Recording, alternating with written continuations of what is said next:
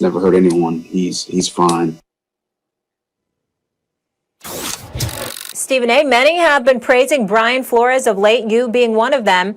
Was he wrong for benching Tua?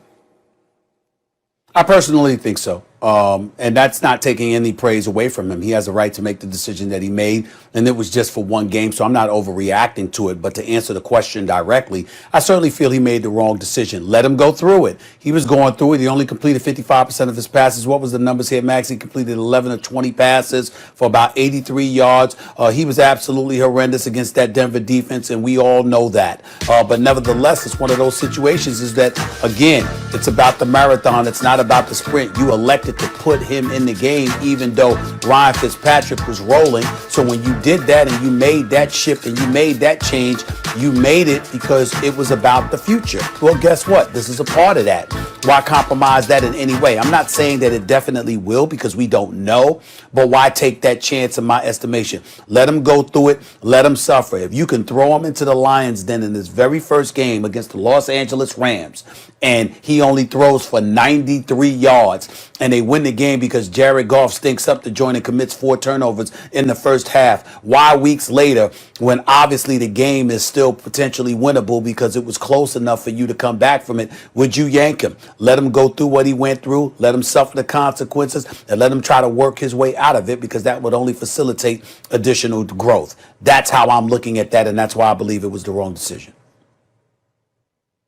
It was the right decision, and let me start by 2 things. One, does Flores get the benefit of the doubt? Because if another coach did this, maybe not to another player, maybe not. But does Flores deserve the benefit of the doubt? Brian Flores last year, this is the worst team we've ever seen. By the end of the season, they beat the Patriots in a game the Patriots had to have. Then they're having a nice little season, and they're getting better, and he benches. Fitzpatrick was playing very well. And puts in Tua against the Rams and Aaron Donald. And Tua takes the shot and bounces back up, throws a touchdown strike, and just manages the game. Doesn't try and do too much. And they win.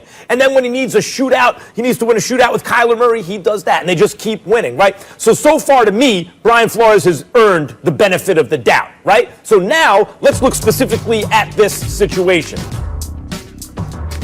Brian Flores isn't just in it for the marathon, Stephen A. The marathon isn't just the rest of the Miami franchise. Brian Flores is trying to win the Super Bowl right now.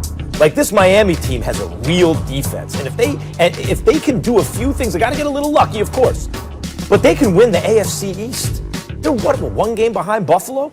They can win the AFC East. That's what this man is trying to do. So they're at Denver. The offense is flat. They're not moving the chains. They have no life. And he thought, you know what? I got to give our offense life because we need to win this game. Had they won, they'd be in the tie in first place right now. He's trying to win now. So he puts in the quarterback he thinks, and by the way, it worked. The offense comes to life. They're driving down the field. Fitzpatrick turns the ball over. It is what it is. It didn't ultimately get them the win, but you could see why he did it. It had the effect he wanted to. Right away, the offense came to life. Now, the question then becomes, is he going to ruin Tua, right? Tua? That dude's constitution, he's going to be fine. This is the dude, Stephen A., and you've brought it up. At Alabama, he screws up, walks over to Nick Saban, a living legend, puts his arm around the coach to tell the coach everything's going to be all right. Tua is going to be just fine. I'm not worried about his confidence. Brian Flores is not only thinking long-term for this franchise, he is trying to win now. He's pressing the buttons he feels he needs to press, and he has earned the benefit of the doubt. They got 2 games coming up, Max Kellerman. It's against the New York Jets and it's against the Cincinnati Bengals without Joe Burrow. They don't win those games. They don't deserve to be talked about as a playoff team, let alone a championship team. That's number 1. Number 2, taking that into consideration, let's understand something here. If you were thinking about now, why would you make the change to Ryan Fitzpatrick, who was rolling and is a veteran in the National Football League? Now, we can lament the fact that ultimately Fitz is going to be Fitz. Ultimately, the moment is going to come where he screws up because he looks lights out one week and then another game he just wets the bed. We can say stuff like that, but the bottom line is, considering that Tua is a rookie, coming off the nasty injury that he came off with at Alabama, combining that with the way Ryan Fitzpatrick was playing, combining that with what you just said about the defense, if it was really about now, you could actually have afforded to keep Ryan Fitzpatrick in the lineup for several weeks to come, if not the rest of the season, if you so wanted to. So what I'm saying to you is that if you made that move and it was about the future, then stick with it. Again, it's not an indictment against Brian Flores. I respectfully disagree with this one decision. He's obviously a fabulous coach with a great resume, and I think he's doing a hell of a job. He's the coach of the year as far as I'm concerned right now. But it doesn't negate the fact that with Tua, let him go through it. He still could have come back and won. They only lost by 7 to Denver. He could have come back and won that particular game, regardless of how awful he played. The reason Brian Flores is probably the coach of the year, I'm with you there, is because he's doing a masterful job. It's not either or, now or future. He's doing a masterful job of balancing everything. He did pick a curious time on the surface to make the switch to Tua from Fitzpatrick. But I've said it before, Ryan Fitzpatrick is just good enough to be dangerous to your franchise. Because he can look lights out, Fitz magic, all this kind of stuff. But in the end, you ain't going to win a Super Bowl with Ryan Fitzpatrick. Right? So when he started seeing, I think Coach saw, wait, we're actually really good.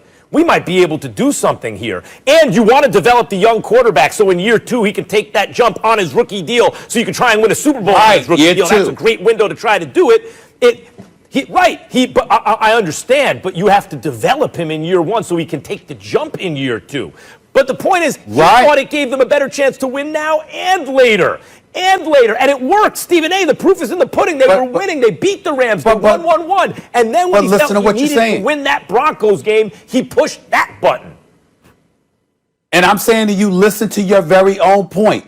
It's not about just year 2. It's about now. So you're saying it's about now and year 2. You also use the word development, as in his development. A matter of fact, you also applauded the fact that he was put in against the Rams, because if you remember, my only reticence was about putting him in for the first time against Aaron Donald and Brockers and Leonard Floyd and those boys. I say he doesn't need that. The first thing they did was body slam to it to the turf. He got right back up.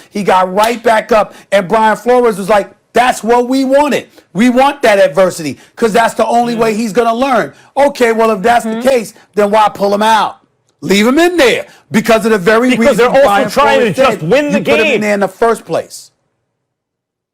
I'm only going by what Brian Flores said. If this is what he didn't have it. The offense didn't have it. Right. No, I understand that. I'm not disagreeing. Now you get greedy. Oh my God, we could be in first place. No. Yeah. But again, that's a change in your thinking because you're talking about getting greedy. Yeah, we could be in first place. What I'm saying is, he said, listen, this guy, we got to put him through it. I'm saying that was a classic case. You could have put him through. He's shown in college and he's shown thus far in his NFL career that he could deliver in clutch situations. See what he's got.